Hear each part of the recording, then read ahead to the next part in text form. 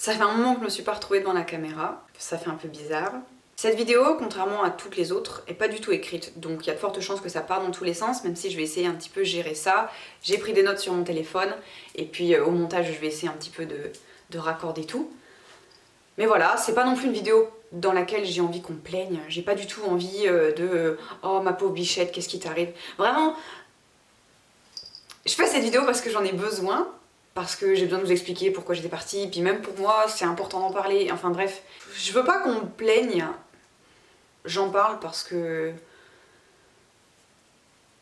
YouTube c'est un peu ma seule porte de sortie pour le moment, et que c'est l'unique chose qui me maintient plus ou moins à la surface. De quand date ma dernière vidéo? Elle date du 13 décembre. 13 décembre. Déjà que cette vidéo soit en ligne, c'est déjà un grand pas. Je vais vous expliquer un peu pourquoi. En fait, les dernières vidéos que j'ai pu poster, je dirais les 4 ou 5 dernières vidéos que j'ai pu poster, je me déteste. Ça a été hyper difficile parce que je me suis dit que j'avais envie de créer du contenu. En soi, écrire la vidéo c'était cool, la recherche d'informations, le moment où je me filme c'est toujours un moment qui me fait plaisir, mais ça me bloquait au moment où j'arrivais au montage. Je suis obligée de passer par le montage. Je peux pas publier une vidéo comme ça, pas montée, sans même avoir regardé, ça fait pas de sens, c'est pas intéressant, puis même pour moi, ça m'apporte rien. J'ai du mal à savoir pourquoi j'ai trouvé le courage de mettre ces vidéos en ligne, parce qu'aujourd'hui, je peux pas les regarder. Alors qu'en général, je me considère vraiment comme étant vieweuse avant d'être créatrice. Donc je regarde mes vidéos plein de fois avant qu'elles soient mises en ligne. Une fois qu'elles sont mises en ligne, j'ai vraiment un travail d'analyse énorme sur moi-même et je pense que c'est la seule façon qui pourra me permettre d'évoluer. Mais là, c'était vraiment devenu une torture pour moi. Je supportais rien. Tout, mon visage, ma voix, le sujet, l'arrière-plan, la lumière, vraiment tout. Il n'y a vraiment aucun détail qui n'échappait pas à mon œil. Tout était détestable, rien n'était intéressant. Quand la critique vient des autres, c'est encore différent que quand la critique vient de soi-même. Je trouve qu'on est beaucoup plus difficile, beaucoup plus salé avec soi-même qu'avec les autres. Enfin, c'est mon sentiment personnel en tout cas. Ce qui fait que je pouvais plus me voir et toutes mes motivations de la vidéo journal de bord s'étaient envolées. En vérité, elles sont envolées un truc du genre 2 semaines. Et après ça, je me disais, mais je peux pas refaire une vidéo où je viens leur expliquer que j'ai échoué.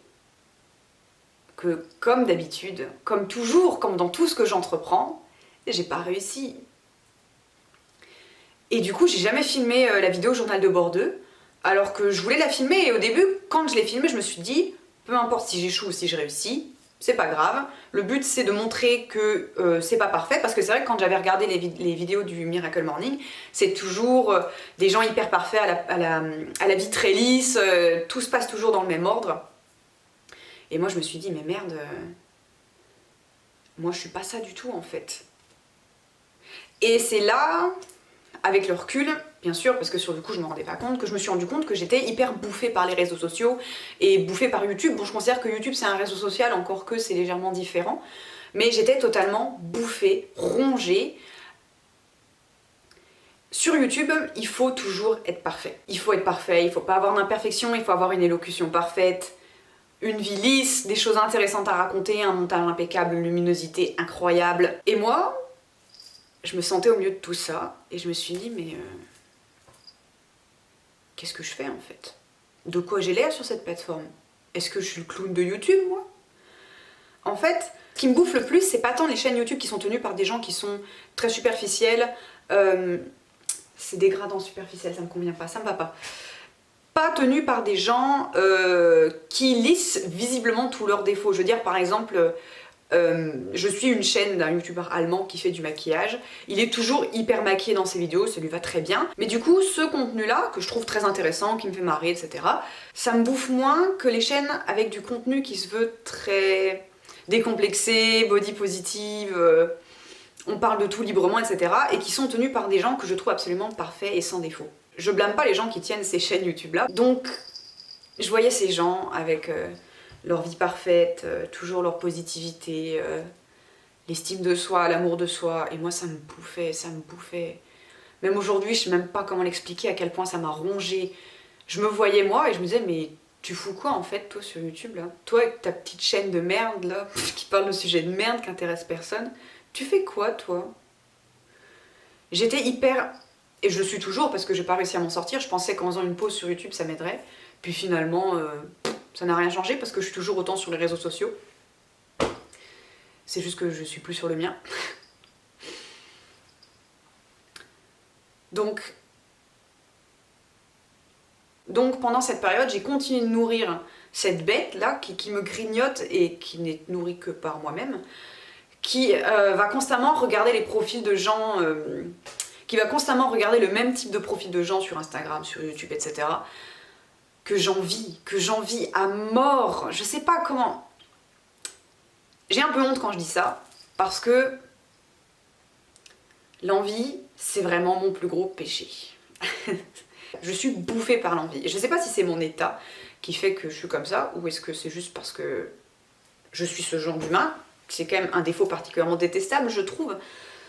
Mais voilà, je passe mon temps sur les réseaux sociaux à envier les autres, en n'ayant absolument pas confiance que je suis totalement spectatrice de ma propre vie. Alors je sais que Instagram c'est pas la vraie vie, que tout le monde se poste son meilleur jour. Et c'est un réseau social auquel je suis hyper accro, j'en ai conscience. De toute façon, je pense que dans les moments où je me sens le plus mal, je suis hyper accro aux écrans de manière générale et aux réseaux sociaux également. Mais là, pendant cette période-là, ça a été le pire, quoi. Pendant les 2 semaines, j'avais réellement réussi à mettre en route une routine, c'est-à-dire ne pas être trop sur les écrans, faire un peu de sport, se lever plus tôt, enfin, des choses a priori normales. Ça allait mieux.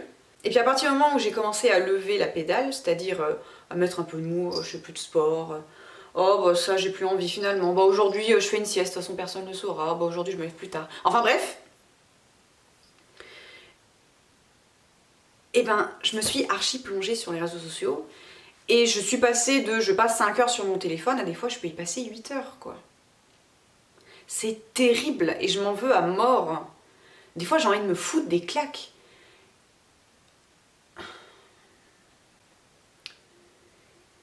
Je suis partie parce que je supportais plus de me voir, je déteste tout ce que je fais, je déteste tout ce que je représente. J'ai envie de supprimer toutes les vidéos sur lesquelles j'apparais, je ne supporte plus de me voir en photo. Je veux effacer ma chaîne, j'en ai marre, je ne supporte plus. Je supporte pas ce que je représente, je me dis que j'apporte rien et que de toute façon j'apporterai jamais rien. Je sais même pas pourquoi je me suis lancée sur cette Je sais même pas pourquoi je me suis lancée sur cette expérience YouTube, je me dis j'apporte rien de toute façon.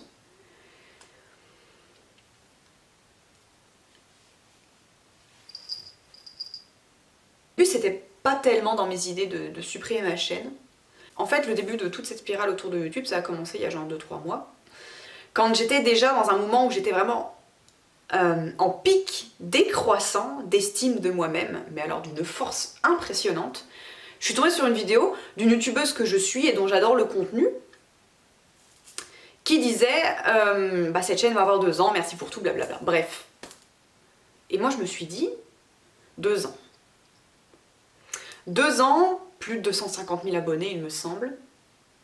Et vraiment, je dis pas ça parce que je suis en train d'expliquer que je fais YouTube pour la gloire et que j'ai envie de faire mon métier, etc. Non, non, non, pas du tout. Et ça n'a rien à voir avec ça parce que j'ai commencé YouTube pour partager ce que j'avais envie de partager.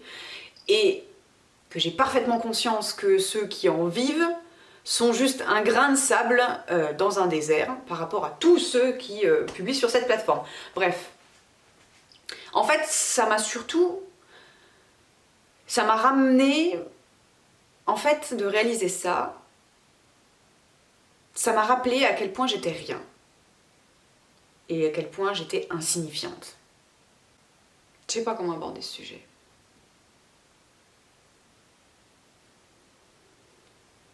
Je me suis dit, et moi, qu'est-ce que j'ai accompli en 2 ans? Qu'est-ce que j'ai fait? Ah, rien, vous voyez. Et je reste dans le même schéma que ce qui m'a toujours fait mal. C'est-à-dire que je tiens un journal intime que je rédige toutes les semaines, parce que tous les jours j'y arrive pas. Et des fois ça m'arrive de le relire depuis le début, et je me déteste de la même façon que je me déteste quand je regarde mes vidéos YouTube. C'est-à-dire que je me rends bien compte que je tiens ce journal depuis 4 ans, et qu'en 4 ans il n'y a rien qu'à bouger. Ce qui me fait mal, c'est toujours les mêmes choses, je suis toujours aussi facilement démotivée, j'ai rien avancé dans ma vie. que j'ai écrit? Ouais, je me suis demandé également pour qui je faisais ça. Pourquoi est-ce que je faisais ça? C'est-à-dire que quand je parle des dreadlocks, je me dis ça intéresse des gens, forcément, il y a quand même une communauté de dreadeux qui est pas négligeable. Mais quand je parle pas des dreadlocks, quand j'aborde des thèmes comme ma dépression, comme mon anorexie, je parle à qui? Je me suis fait cette réflexion quand je me suis rendu compte que YouTube c'était un petit peu une thérapie pour moi. Et je me suis dit, mais ça sert à rien en fait. Ça sert à rien, c'est hyper égoïste d'avoir créé cette chaîne YouTube. Ça fait pas vraiment de sens. Je me suis demandé pourquoi j'avais fait ça, quoi. Puis j'ai peur en plus. J'ai peur. Parce que s'exposer comme ça, c'est également s'exposer aux commentaires dégradants, méchants, etc. Et je me dis, est-ce que ça colle vraiment avec mon caractère? Est-ce que j'ai les épaules pour supporter des gens qui vont me critiquer gratuitement, qui vont faire des commentaires désobligeants, qui vont être méchants juste parce qu'ils sont pas d'accord avec moi et que c'est pour le plaisir de te faire comprendre, t'es pas d'accord avec moi, je te pourris la gueule. Je me suis demandé si j'avais les épaules pour ça, pour supporter ça. Parce que déjà, à ma petite échelle, même si ces commentaires sont vraiment hyper rares, j'ai du mal à passer outre. Et des fois je me dis, même si ma chaîne est petite, elle finira par grandir petit à petit. Et il y a forcément un moment où plus je vais grandir, plus je vais recevoir de commentaires négatifs. Et est-ce que vraiment j'ai envie de ça? Est-ce que vraiment ça va pas me bouffer plus qu'autre chose? Est-ce que YouTube m'apporte plus que ce qui va me retirer? Je peux pas essayer de donner de la motivation aux gens si moi-même j'y arrive pas. Je suis rongée par mes angoisses. Je dors plus la nuit. Quand je dors mal. J'ai peur de tout et je me sens tellement figée, tellement spectatrice de ma vie. Je fais rien. Je fais un job qui m'emmerde, que j'aime pas. Je sais pas faire autre chose que fuir. Quand j'étais en France et que ça allait pas bien, j'ai changé de ville. Ensuite, ça allait pas bien, alors j'ai carrément changé de pays. Et là, ça va pas bien et je veux à nouveau fuir et effacer ma chaîne YouTube. Et je me dis, peu importe ce que j'ai fait, peu importe où je suis allée, de toute façon, j'ai toujours traîné les mêmes boulets avec moi. Et les mêmes boulets, c'est-à-dire, moi, être ce que je suis, c'est ridicule. Je me trouve ridicule et pathétique. J'ai tout pour être heureuse dans ma vie. J'ai mes parents, mes deux parents, qui ont toujours été là, qui m'ont toujours soutenue, qui me soutiendront toujours. J'ai des amis sur qui je peux compter, des vrais amis. J'ai un toit sur ma tête, je peux manger à ma faim, je subirai jamais le racisme. Et pourtant, j'arrive pas à être heureuse. Et vous voyez, plus ridicule, plus pathétique encore, au-delà de tout ça, je me plains sur YouTube. Ah, vraiment, rien que ça, je me déteste. J'ai l'impression que les gens autour de moi, ils sont vachement plus cool que moi. Ils ont une belle peau, ils sont heureux, ils apprécient les choses. Moi, je suis mon propre boulet et quand il m'arrive quelque chose de bien, je peux pas m'empêcher de m'auto-saboter. Je suis sur un vélo et je mets moi-même des bâtons dans les roues régulièrement, je me casse la gueule et je me dis « Oh non, mince, c'est vraiment pas cool ce qui m'arrive. Putain, je me foutrais des claques, je vous jure. » Je sais pas comment terminer cette vidéo, je sais pas comment la commencer, je sais pas comment la terminer. Voilà.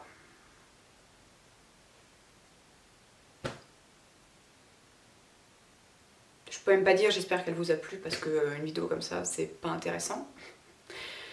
J'espère que j'aurai le courage de la publier et puis si je l'ai publiée, on se dit à très bientôt dans une prochaine vidéo.